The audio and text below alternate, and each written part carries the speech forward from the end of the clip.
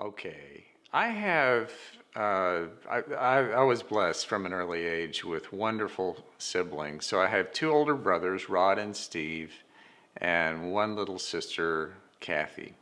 All wonderful people, really, really. Now, my siblings might have a different point of view about me, but by most reports, I was a pretty good little kid on the whole. I did my chores. I was a straight A student.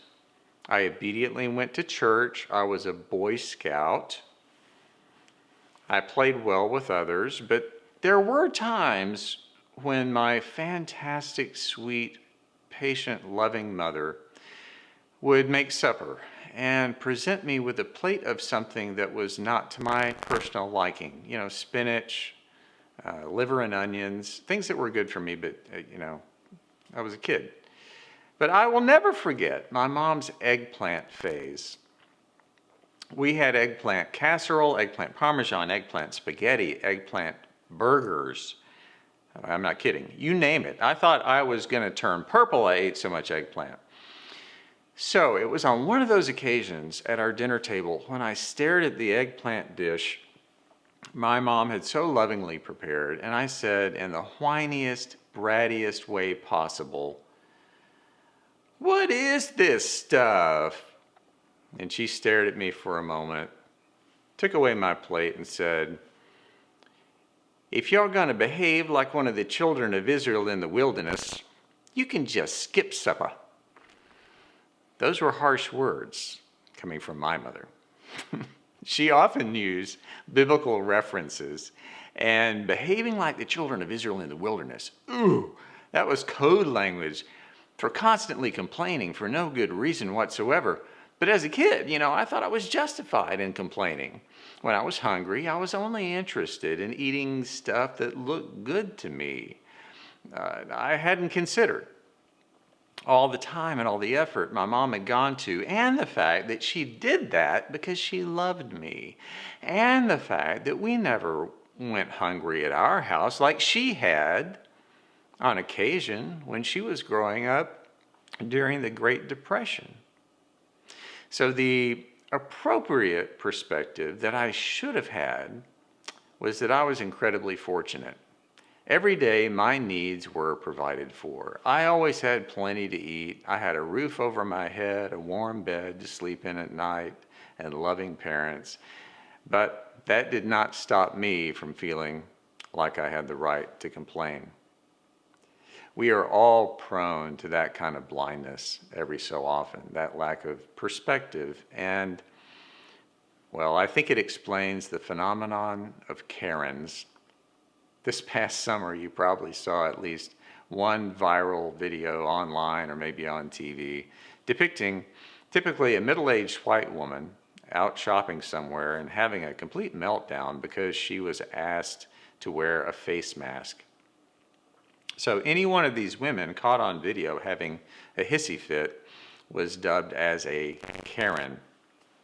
I think it says something about sexism in our culture that there were also plenty of men doing exactly the same thing, getting furious because they thought their personal liberty was being infringed upon, that they were not given a common nickname like Karen. Now, I really hope that the whole thing about being angry about wearing face masks is over, but just in case it's not, I suggest from now on, we call men who behave inappropriately like that, ready for it? Buford. Buford just sounds right. Okay, Buford. Karen and Buford, they're that normally nice couple down the street, but whatever you do, don't walk your dog near their front yard. They have guns. The thing about Karens and Bufords that was so ridiculous and that made them so pitiful and painful to watch was that they were being inconvenienced in the midst of so much obvious affluence and plenty that they were just oblivious to. They were completely blind to their privilege. The fact that they were usually expressing their outrage in the middle of a big retail store with fully stocked shelves in the midst of a global pandemic, and that they had driven their SUV to get there, and they were wearing nice clothes, and on and on and on. All of that was just apparently lost on them. What mattered to them in that moment that was caught on video was the world that they expected, the world as they needed it to be, in order to feel safe and in control, had shifted beneath them without their permission. So they threw a fit. And as my mom would say, they behaved like the children of Israel in the wilderness. I really miss my mom. And that foundational story of the Exodus exists, not just because it's a really rip-roaring tale of adventure. It is. Like any good story, it describes basic human behavior, and it helps explain the dynamic nature of our relationship with God, of how we interact with the holy, that spiritual aspect of who we are and to which we belong. So the question that hovers over the whole Exodus experience is, when things don't go our way, will we fight? Will we argue? Will we be selfish? Will we whine and act like brats and throw hissy fits and complain, even though we've been given so many good things? Will we act as if we don't already live in a great constellation of loving kindness that always surrounds us? Will we behave as if we're not knit together into the fabric of holiness and grace? Or will we have the perspective of gratitude and peace and wonder and joy and generosity? And will we live in harmony with and the awareness of all the goodness that walks with us and guides us through any wilderness situation? So that is the big question in the story of the Exodus. Now, for the children of Israel, who are stand-ins for you and me, it took 40 years of wandering to reach the point of figuring out how they were going to navigate their lives, being awakened to a new perspective about their place in the world and their unbreakable connection to God. Very early on in their journey, practically immediately after they had been delivered out of slavery and had witnessed their Egyptian captors completely vanquished, right after the big party they threw celebrating that miraculous thing, they start complaining.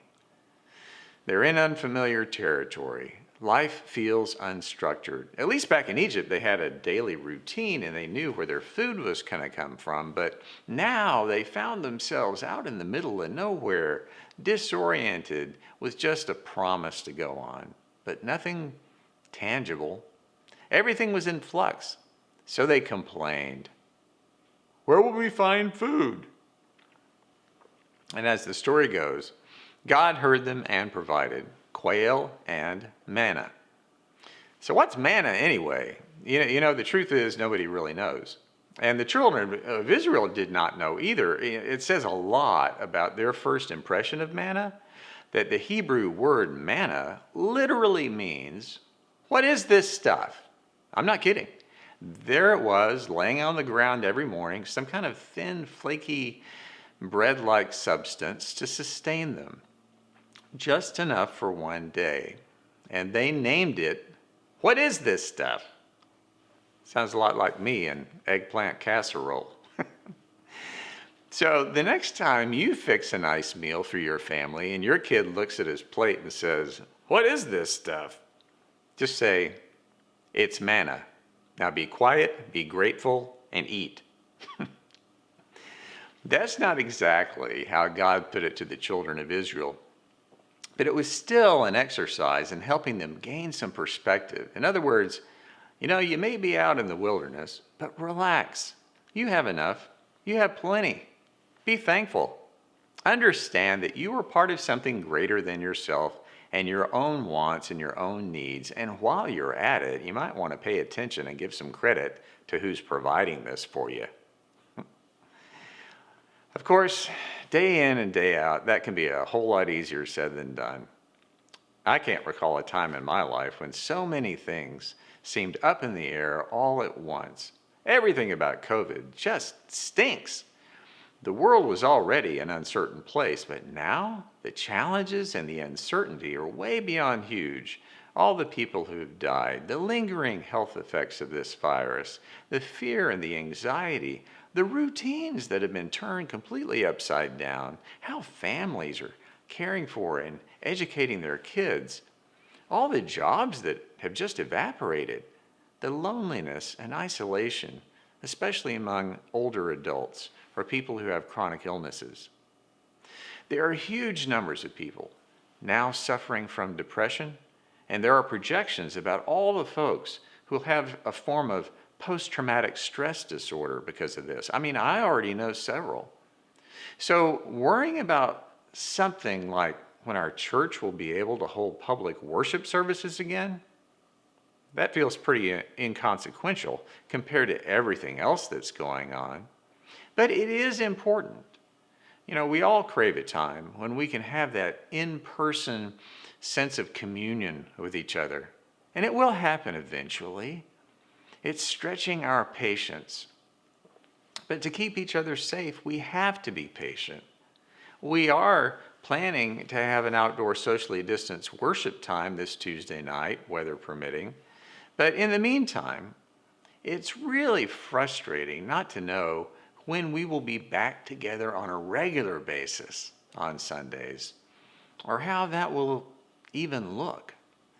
On top of that, and certainly exacerbated by COVID, we are faced with painful social divisions over racial justice, over a climate crisis, over politics that are so fractured. We're afraid of having a civil discussion about it with our own family members or our neighbors.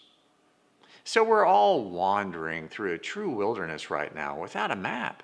And one would think that we'd welcome the sight of some manna appearing on the ground to nourish and sustain us, to give us some hope. You know, the funny thing about manna is that it's already there if we simply know how to look for it. So the key to finding manna is to remember what that word literally means. What is this stuff? And to appreciate that whatever that surprising stuff is, it's something that has been provided to nourish and to sustain you that day, this day, every day, because you are loved and you do belong to the very fabric of God's grace. Now, manna will look and sound different for everyone. But let me give you just one example. A couple weeks ago, Eileen Chalmers and Mark Dearden got married at Salem. I was privileged to officiate at that. Mark and Eileen met a few years ago in a grief support group. Both of their spouses had died. Many of us know firsthand how devastating and how life-altering that can be. So when two people who've been through that kind of trauma are able to find love again and commit themselves to a relationship, what does that tell us? Why is that manna? Because it reminds us that the human heart we're all created with, it is an amazing thing. It tells us that love itself is capable of great resilience, and it will expand and grow and embrace us and bring our spirits from death to life again. Mark and Eileen's wedding was a testament to their love for each other, but it was also a witness to the power of love to see us through and to give us hope and new life. And that, my friends, is manna for all of us. In the midst of any wilderness we may be going through, there are daily moments, if we're only alert enough to see them right in front of us, where the beauty and the power and the presence of the holy is there to nourish and sustain us. They are moments of new perspective, of hope, joy, peace, and profound gratitude. Moments when we understand again that we are knit together into the fabric of holiness and grace. the manna, the manna is all around us if we just look and listen. Now, at first we might look at it and say, what is this stuff? And we know we've found it when we realize the answer to that question is God created it and placed this here just for me.